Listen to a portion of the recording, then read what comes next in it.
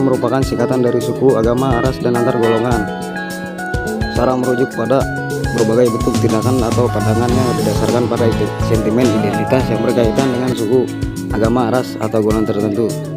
Tindakan atau pandangan ini dapat bersifat diskriminatif, merugikan, atau bahkan membahayakan. SARA dapat beragam, namun beberapa faktor utama yaitu meliputi perbedaan keyakinan dan perbedaan budaya. Perbedaan yang signifikan dalam keyakinan dan pandangan hidup antar individu dapat memicu konflik, terutama jika perbedaan tersebut berakar pada identitas SARA. Perbedaan budaya yang signifikan antara kelompok-kelompok masyarakat dapat menyebabkan ketidakpahaman dan konflik, terutama jika ada yang anggapan bahwa satu budaya lebih unggul dari budaya yang lain. Yang dapat dilakukan untuk mengatasi konflik SARA. Yang pertama ada pendidikan dan kesadaran, yaitu meningkatkan pendidikan dan kesadaran masyarakat tentang pentingnya toleransi, keragaman, dan kesetaraan. Dengan demikian, masyarakat dapat memahami dan menghargai perbedaan.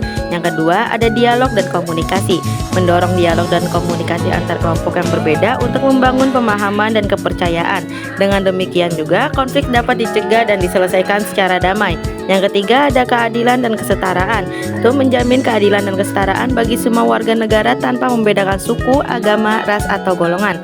Masyarakat dapat merasa dihargai dan diperlakukan secara adil. Yang keempat ada penguatan nilai-nilai kebangsaan, yaitu menguatkan nilai-nilai kebangsaan seperti Pancasila dan Bhinneka Tunggal Ika yang menekankan kesatuan dan keragaman. Masyarakat dapat memahami dan menghargai perbedaan sebagai kekayaan bangsa.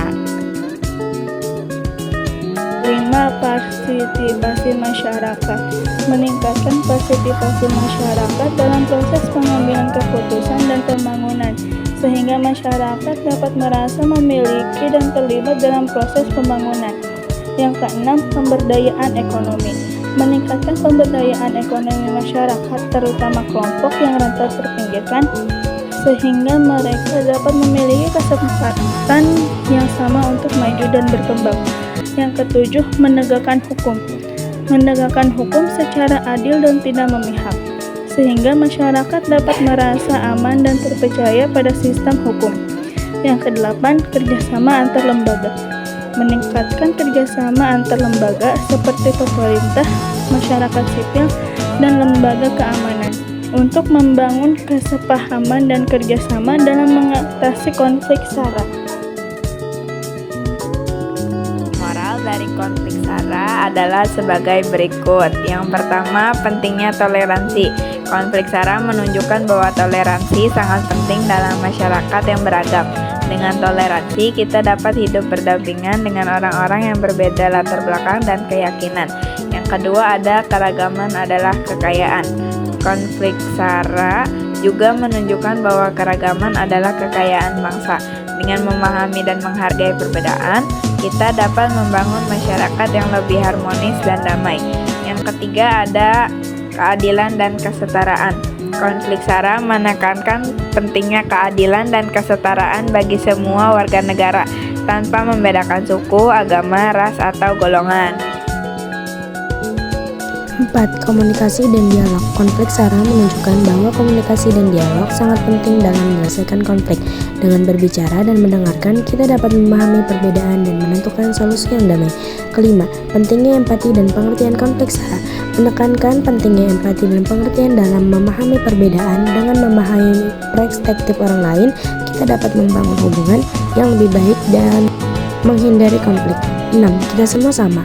Konflik SARA juga menunjukkan bahwa kita semua sama sebagai manusia tanpa membedakan suku, agama, ras, atau golongan. Kita semua memiliki hak dan kewajiban yang sama sebagai warga negara. Kesimpulan, konflik SARA adalah konflik yang terkait dengan perbedaan suku, agama, ras, dan antar golongan. Faktor-faktor penyebabnya antara lain ketidaksetaraan sosial dan ekonomi, stereotip, dan persaingan politik. Upaya untuk mengatasi konflik SARA antara lain pendidikan, dialog antar kelompok, keadilan sosial, toleransi, dan kesetaraan sangat penting untuk mempromosikan perdamaian dan keharmonisan sosial. Berikut beberapa contoh konflik SARA. Yang pertama, ada konflik agama. Yang kedua, ada konflik antar ras. Dan yang ketiga, ada konflik antar golongan. Baik, yang pertama itu konflik agama. Konflik agama ini dapat terjadi karena perbedaan keyakinan dan pandangan antara individu dengan kelompok yang berbeda agama. Berikut contoh videonya. Lo ngapain di sini? Lo kan bukan orang Islam, nggak boleh lama-lama di sini. Ini tempat ibadah orang Muslim. Emang kenapa kan gua nggak boleh di sini? Ini tempat suci, gak boleh ada kehadiran lo di sini. Kan lo nangis. Emang kenapa kan gua cuma nonton di sini paham?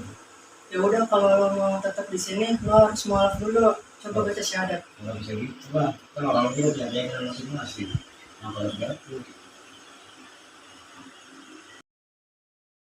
Yang kedua ada konflik antaras. Konflik antaras ini dapat terjadi karena perbedaan ras, etnis, atau budaya antara individu dengan kelompok lain.